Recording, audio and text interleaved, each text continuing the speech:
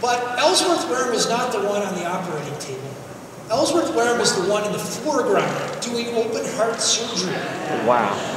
At 97, he still does open heart surgery 20 times per month. Wow. Ed Rawlings, 106-year-old cowboy, starts his day with a swim, and on the weekends he likes to put on the boards. Throw up some rooster cans. And then my favorite, Marge Zaton. Marge is 105 years old, wakes up every morning at 4, reads the Bible, eats her oatmeal, and then she follows that with something she calls a prune juice shooter. That's another one to wipe out of your mind quickly. And then she goes down and she pumps iron. And after that, she gets on her bicycle, she rides for 20 minutes at 15 miles an hour, and then she gets off of that, and she jumps in her 1994 root beer-colored Cadillac Seville, where she still volunteers for 7 different organizations. You don't know this about me, but I've actually led 17 hardcore expeditions. I've also bicycled across the Sahara Desert without sunscreen, but I can honestly tell you, I've never been on an adventure more harrowing than riding shotgun with Marge Zaton.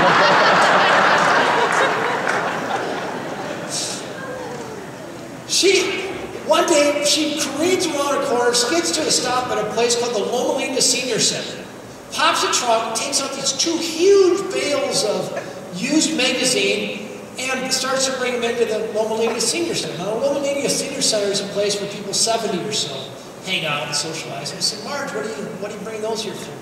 And she goes, oh, I bring them here every Tuesday. The old folks like to make crafts out of them. She's 105. Stranger, she said, is a friend and magnet. So I wrote up these 3 cultures and the people in them for National Geographic. The story was the 3rd best-selling issue in their history. And then I wrote a book, which did very well, but you don't have to buy it because I'm going to tell you what's in the last chapter right now. I actually went off after finishing this book, and my team and I found another blue zone in Costa Rica, in the Nicoya Peninsula, and a 5th one, and probably the final one, on a tiny Greek island off the coast of Turkey called Ikaria. Both of them equal longevity as the other 3. I don't think there are any more. But no matter where you went on the planet, you saw the same 9 things happening over and over and over again, and I call these 9 things the power number. And I break them up into 4 categories. And the first category is physical activity. And right now, I'm about to utter a heresy that you won't hear from other health experts. And that heresy is, exercise really doesn't work.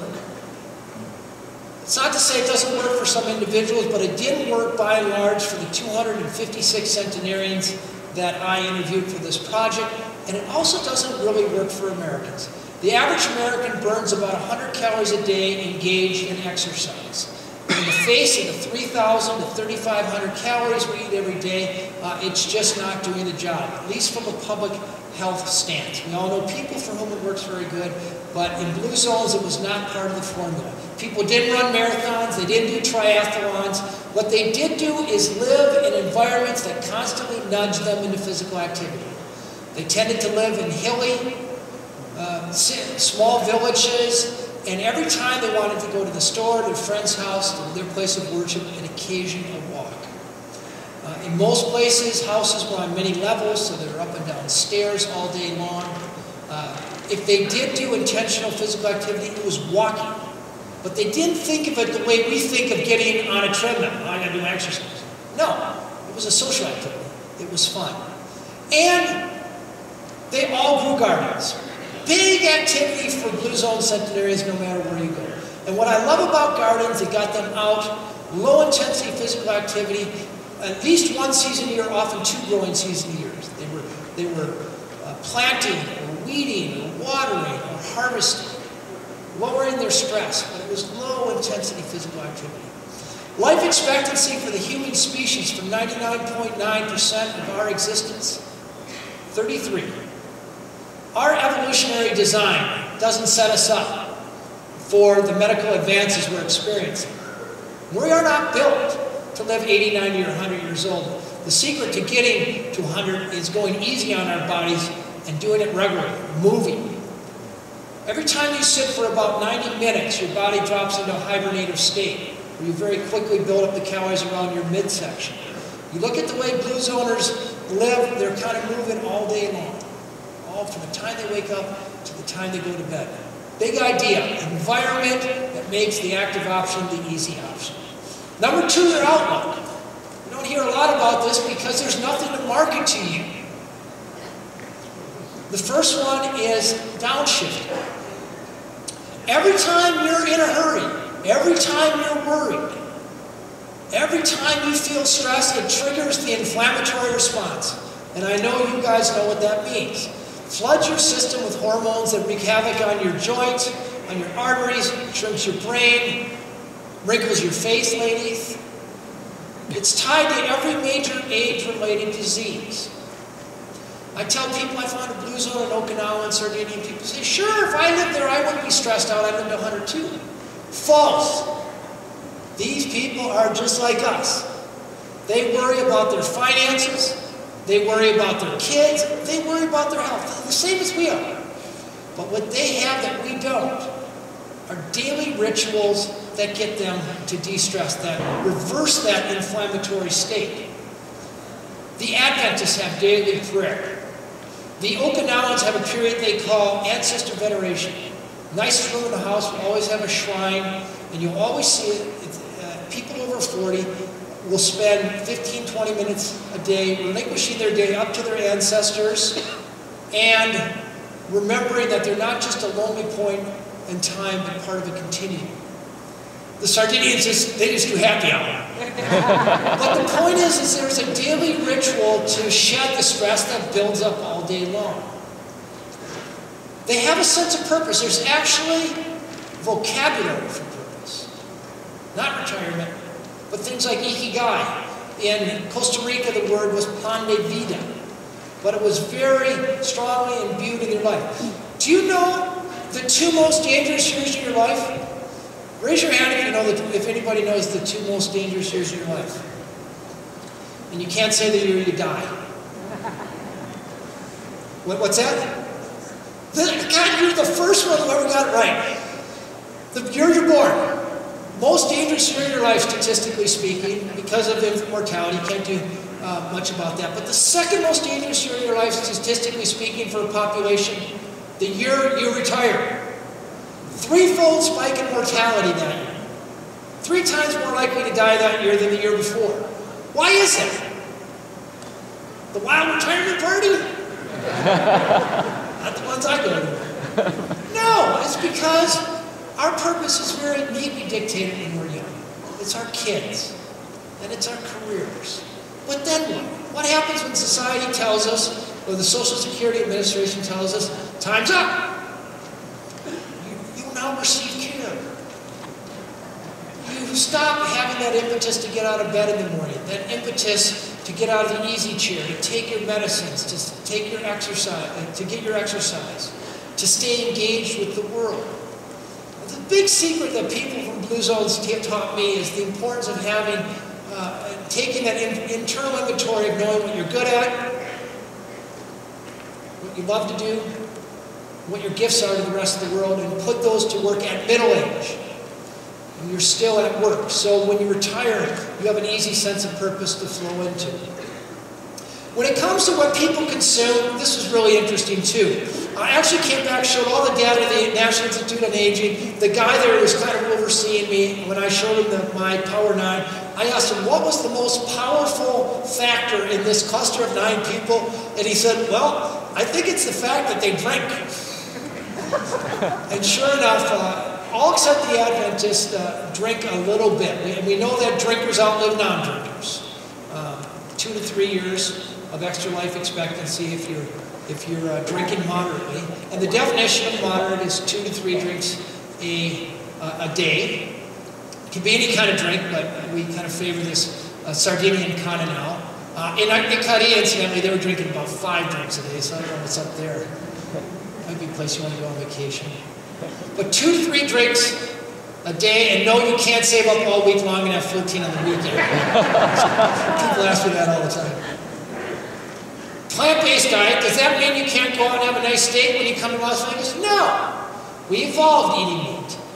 But for most of human history, once again, meat was a celebratory food, or it was a food that you got occasionally. And you look at the way people in blue zones eat it, it's usually a condiment. I'm working right now on sort of a diet book, and I have 2 PhDs helping me. We got every dietary survey for the past 100 years in all 5 blue zones. We lined them all up, a huge spreadsheet. And on average, in blue zones, and these are places we know our people are reaching 100 years at higher rates, they eat 5 times a month. On average, 5 times a month.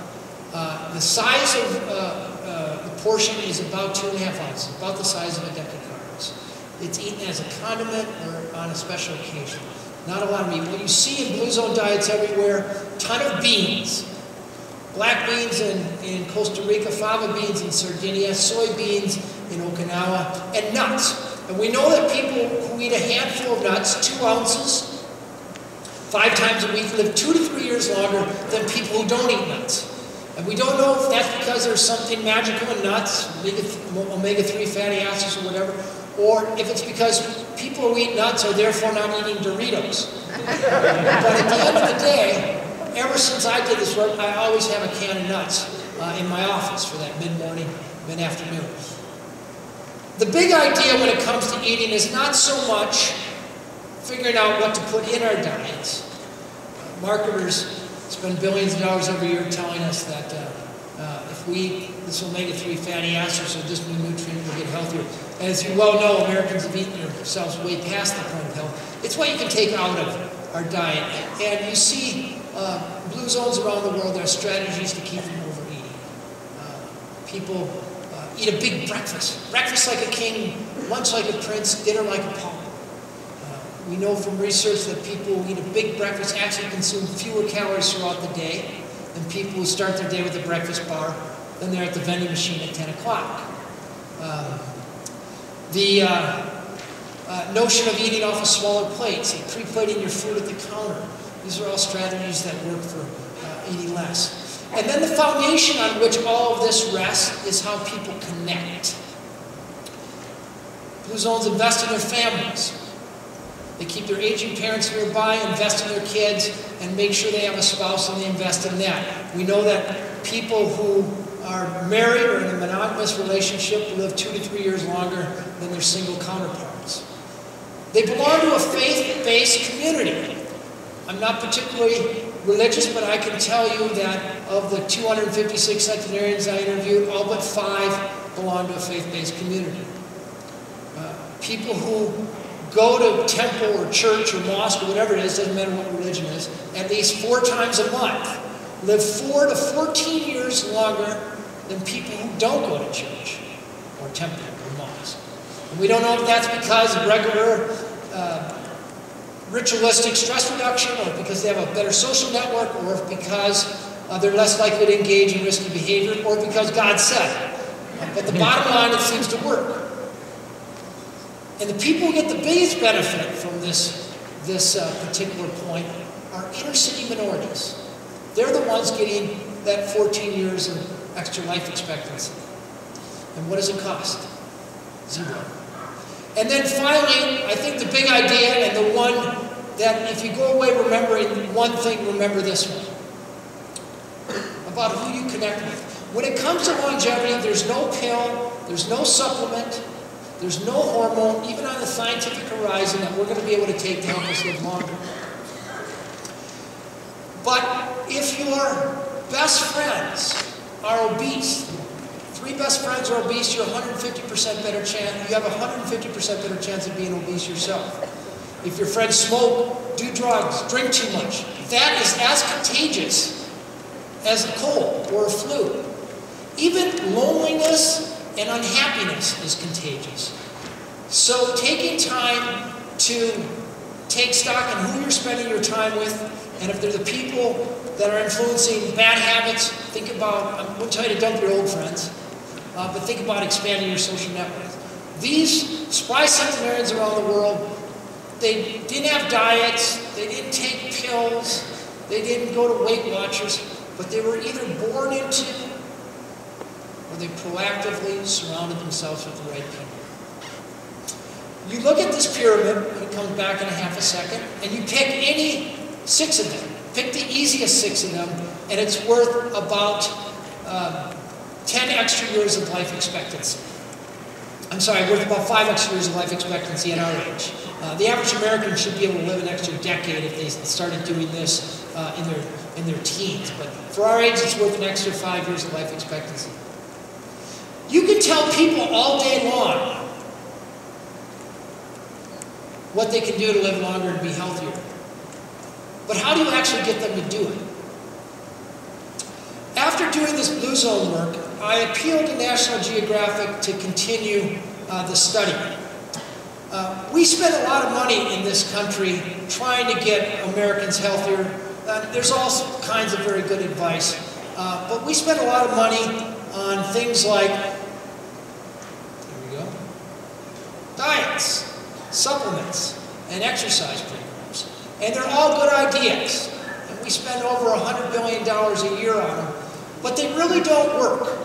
If you look at the recidivism curves of diets, you'll see that it's very easy to get people on for 3 months. But after about 9 months, you'll lose about 90% of everybody who starts, and within 2 years, you lose almost all of them. The same thing happens with exercise program. This is gym membership data. Once again, after about 3 years, you'll lose almost everybody who starts in exercise programs. And even if I'd come back from Blue Zones with the pill that would help people live longer, something that really worked, Americans wouldn't take it long enough to have an impact. So if that doesn't work, what does? Geographic gave me a grant to travel around the world again, and I have access to great researchers, to find communities that were unhealthy, not like Blue Zone, but actually unhealthy and made themselves healthier. And we canvassed the globe and we found 2 things. Number one, no place in the world, no place in America, I'm sorry, has this ever worked. We spend tens of millions of dollars on healthy heart programs around America. None of them have ever worked. What happens is you get the healthcare equivalent of the Hawthorne effect. As long as the researchers are there, people are eating their veggies and doing the walking programs, but as soon as the researchers leave, people go right back to their baseline. The second thing I learned, and that there are only 2 places on the planet where this has worked. One in northern France, another one in central Scandinavia. One in Scandinavia had the highest rate of cardiovascular disease in the world in 1972, and it brought it down by 80% and sustained it for decades. They have the answer that we need here in America. And that answer was not focusing on the individual. They did go to everybody in this 140,000 population. You have to eat your vegetables. You have to get away from the TV and get up and get your exercise. You need to move more and socialize more. What they did do was change the environment. They took dozens of evidence-based ways of changing people's surroundings. Essentially, they set up nudges and defaults, and then they measure at the beginning and measure at the end. So taking that simple tenet, I went to AARP, and they gave me about $1 million to try this in America. And I spent the first chunk of that money hiring the best people in America, Dr. Brian Wansink, Leslie Lytle, Dan Burden, Richard Lytle, to help come together and help think about how would you optimize a environment so Americans are nudged into eating better, moving more, socializing more, smoking less. And the first thing we did is define it and figure out a way to measure it. If you can't measure it, you can't manage it. We found that most Americans spend 90% of their life within about a 20-mile life radius of their home or their workplaces. So that's the field that we're working with. So what are the levers you can pull to optimize the environment? Well, the biggest one is policy. Is it easy to smoke in this area, or is it difficult? Are there any limitations to where and how many fast food restaurants can go up? What is the policy in schools when it comes to vending? Is it easy for kids to snack all day or hard for them to snack all day? The second one was built environment. Robert Wood Johnson Foundation found that if you can just make the active option the easy option, clean up parks, make sure there's a sidewalk between people's houses, make sure there's a bike lane, make sure there's even a perception of safety, you can raise the activity level of a whole community by 30%. Forever. No gym membership, no yoga class, no ab masking. Building designs. There are over 50 little building designs that you can put in place so that people are nudged into moving more and eating less. Manipulating social networks so people are ready to change their health behaviors are coupled with people who aren't so ready. So it starts spreading a positive contagion. And then finally, helping people figure out what their sense of purpose and then immediately putting them with volunteer organizations. We know that volunteers have lower rates of cardiovascular disease, lower BMI, and even lower healthcare costs. Measurably lower healthcare costs among volunteers. Another thing that costs zero. So we built this beautiful construct, and then the big question was, well, can you actually put it to work? So we actually auditioned. Instead of just going to one town that we thought was right, we went to 5 cities of 20,000 people, kind of statistically average American cities, and we had them compete. And I didn't make them like come up with money and do stupid things. I asked them, their mayors, their city manager, the head of public health, the superintendent of schools, to all sign a pledge saying that this is what we're going to do in your city. Are you on board? And then made them show me that they were really committed. We ended up picking one city on the prairies of Minnesota, Albert Lea, Minnesota, 19,000 people. And we started working January 1, 2009. And the first month, we didn't do anything. All we did was we came and we listened. Our experts who know how to set up the built environment, listen to what was going on, listen to what was in place, and made some suggestions.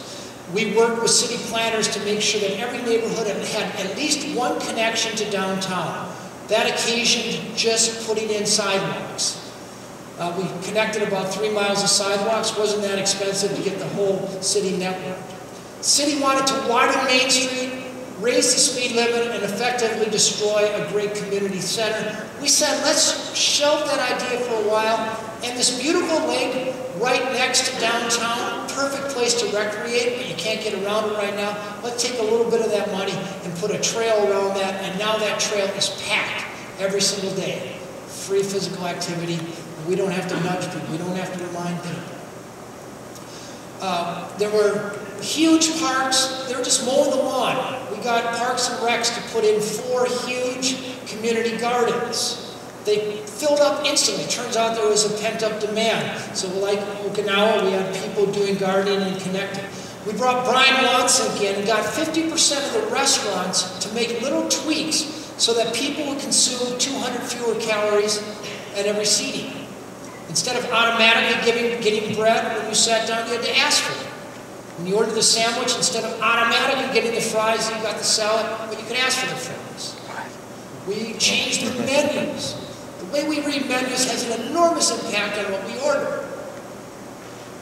Do you know the one adjective that most assures that people don't order an entree? The healthy choice. Nobody wants the damn healthy choice. They want something good. So you use adjectives like crispy or Italian spring, and people, blow the hole, people order. Doesn't screw with the revenue model, but 200 calories in every city. We had grocery stores to agree to tag healthy food. So sales of healthy food soared. We even created a checkout aisle so that instead of Snickers staring at you at the cash register, we had things like nuts and dried fruits. Our experts came into schools. You know the biggest policy that determines what your kids eat at school and has nothing to do with school lunch? If your kids can eat in hallways and classrooms. If the answer to that question is yes, the BMI of that school is about 11% higher than the school that simply changes that policy. Again, it costs zero. We got all 9 schools in Albert Lea to change that. Then we appealed to individuals. 25% of the population signed a personal pledge, which they agreed to making some permanent environmental changes to their homes, things like digging gardens, letting our experts come in and optimizing the kitchen. That idea from Okinawa, putting in 10-inch plates instead of 12-inch plates. And then we organized people in Moais, groups of 5 people. Astoundingly, 1,100 people showed up. And we created Moais, just like, remember those old ladies in Okinawa? We created those in Albert Lea. We challenged them to walk together for 10 weeks, knowing that 60 or 70% would form permanent relationships which would endure beyond our tenure in Albert Lea. The idea was to start a positive contagion between people who wanted to change their health habits and then get out of the way and let it work. Then we gave everybody a free purpose seminar, and immediately, as soon as they had that sort of epiphany of what they love to do and what they can give, we immediately connected them with the Battered Women's Shelter and the Humane Society and different organizations where they could volunteer. The first month alone, we generated 2,500 hours of volunteer, and it continues to live on from that. USA Today came and covered it on the 1st of January of 2009. Over a period of about 9 months, we had about a quarter of the population participating. We lowered the rate of smoking, lowered the average weight of people in these towns about 3 pounds, raised life expectancy by about 3.2 years, and most significantly, we saw a 40% drop in healthcare costs among city workers. And those weren't my numbers, those were city numbers as reported to Blue Cross Blue Shield. It attracted pretty enormous national media attention. Good Morning America came out and did a series of stories. Nightline, USA Today did a follow-up, AARP of course. Walter Willett, Harvard's Dean of the School of Public Health, sent a team in to look at our data and found, writing in Newsweek, that our results were stunning. And a year and a half later, the things that we put in place were still working. If it wasn't going to be long-lasting, we didn't do it. And if it wasn't an environmental change, we didn't do it. We've since been invited into California. We're doing it in 3 cities in California, and now the whole state of Iowa. Now, I don't have to tell this audience that we have a healthcare issue in this country. Last year, chronic disease cost this country $1.6 trillion, and that number is due to triple by the end of this decade. 2/3 of us are obese or overweight. Diabetes is on the rise. And the really sad statistic, for the first time in living history, this is from Jay Oshansky from the University of Chicago, life expectancy of our children is expected to be lower than our own life expectancy. Is that because we're stupid? Or have undergone a degeneration in our moral character? Or because we love our children less than our grandparents loved our parents, or our parents loved us? No. Our environment has changed. It's changed a lot since 1970. We now live in an environment of ease and abundance. We are evolutionarily hardwired to crave fat, to crave salt, and to crave sugar, and to crave rest. But now everywhere you turn around, you get those things. It's too easy. You cannot go rent a DVD, go to the pharmacy for cough medicine, or fill up your car with gas without being routed through a gauntlet of salty snacks or sugar-sweetened beverages. We can all say we have discipline, but discipline is a muscle, and that muscle fatigues. There's a button to push for yard work, another button to push for housework, another button to push for kitchen work. Engineered physical activity in our lives. Raise your hand if you walked to school as a kid. Go ahead, raise your hand. Look around, almost every hand is up. Now raise your hand if your children walk to school. I can count on 2 hands. 1970, 60% of American children walked to school. We're down to 10%. We just engineered 3 to 5 miles of free physical activity out of our children's lives. Think we're doing them a favor? We're not.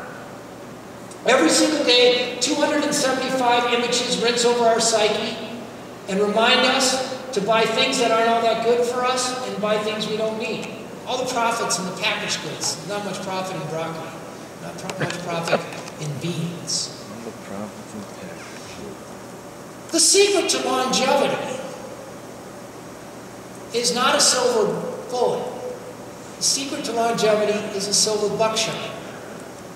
It's taking the time-honored traditions of the blue zones, and to a certain extent our ancestors, and applying them systematically to our culture.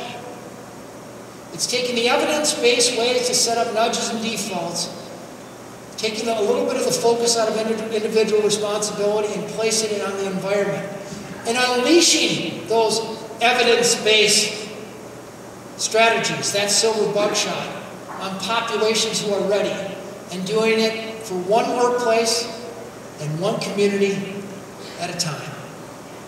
Thank you very much.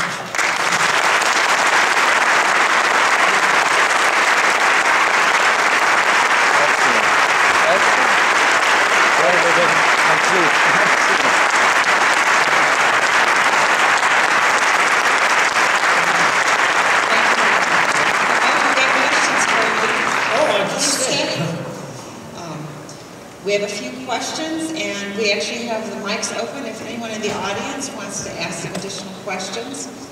These guys are all out hurry to get a single. I know, you need to understand. They've been here a long week. Cocktail.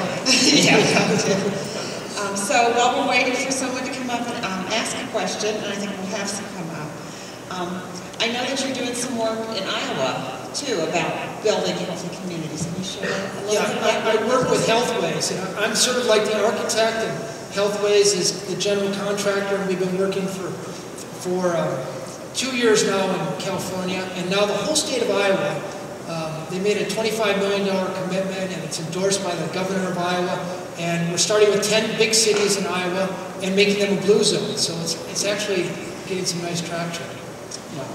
Do we have any Iowans out there? There we go. All right. Congratulations there. All right. We have some questions here. This is fine.